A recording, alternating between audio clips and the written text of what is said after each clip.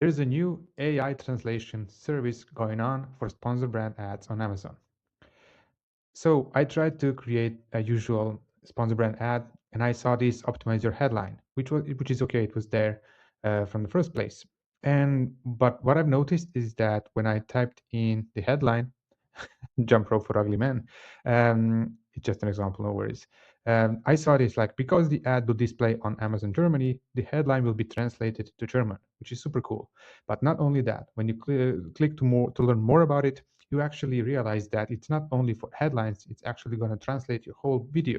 If there's any overlay text showing up on your video, it's going to be translated as well.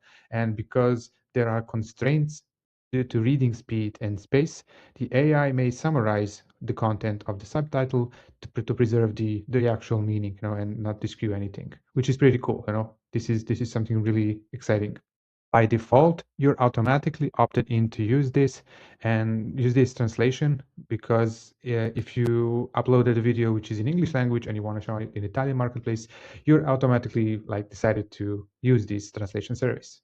I think this is really interesting because in the past there were some issues when you create campaigns and headlines for Middle East. Arabic language was especially tough, because of different dialects. So your sponsor brands may have been disapproved for unknown reasons. So this will most probably help with that. And I mean, it's gonna, if it works as intended, as we hope to work, that will even more shorten the time until you have ready creative. So now your creative team can create only English versions or Italian if that's your native marketplace in language, and then you have automatically all the others. Of course, we still need to test this out and see what is the quality of output, but in time it will definitely get even better. That's for sure.